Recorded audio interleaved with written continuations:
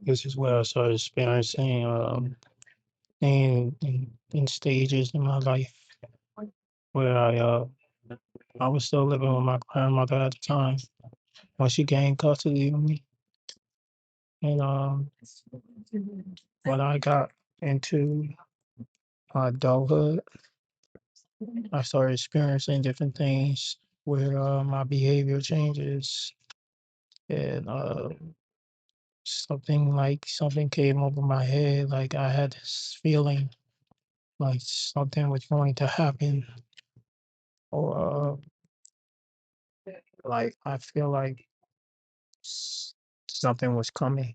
I don't know what it is, but something was coming, and I feel like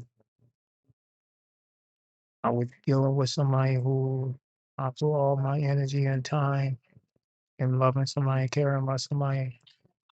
The whole time they were the enemy, so I was loving the enemy, but I was also under influence, being controlled and possessed. So I started battling my demons, and then one day, I don't know what came over me that one day when she said something that I did not like. I just snapped. So I threw a glass on the ground, and then I walked out of the house, and then I started having suicide thoughts. So my little brother Bryant ended up getting on the phone, calling my mother, and my mother was very frantic because she was concerned that I was going to kill myself. So I ended up in the institution. I probably was in there for maybe like a couple of days or so. I was being supervised because they feel like I was gonna harm myself. That's why they haven't released me.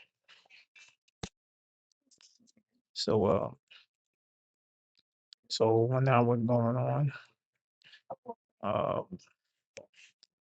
my brother Bryant and my grandmother was still at the house. What happened next?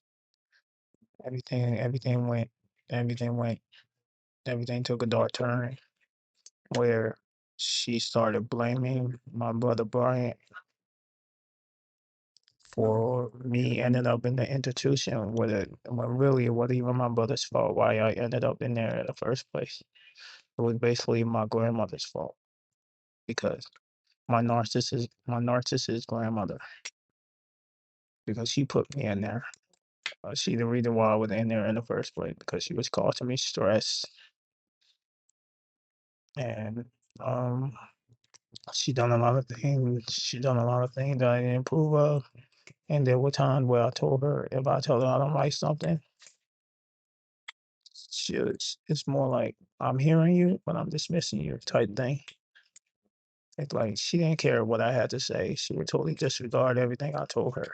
She wouldn't listen to reason. She's not a reasonable person.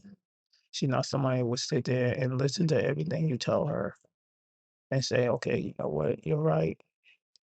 I'm wrong. I apologize. She's not that type of person to apologize to anybody. So she always think that she's in the right about everything. So I remember where I went on mom without talking to her. And as soon as I went a month without talking to her, I, and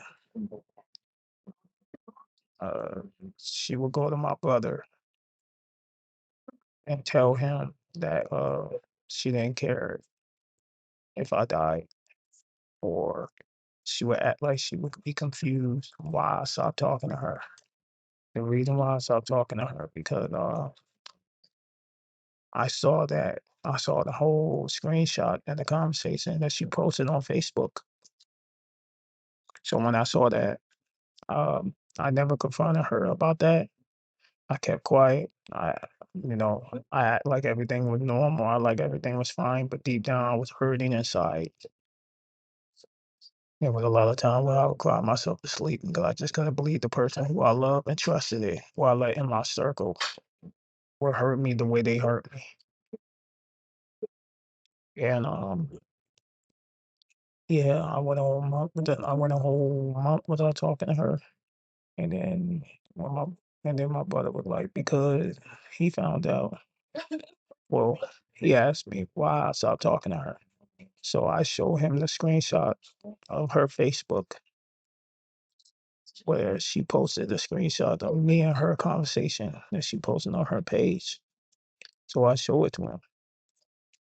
And he like, oh, so that's why you stopped talking to her. So he confronted his grandmother. He like, he told her, Grandma, come here.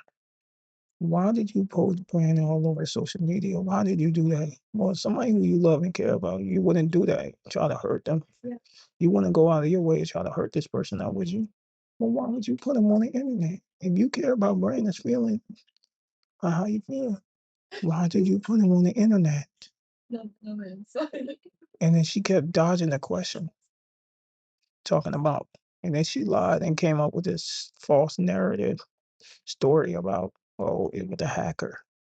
But it turned out the last person who used that account under her name was pinpointed the location in her house where she was using that Facebook in her dining room.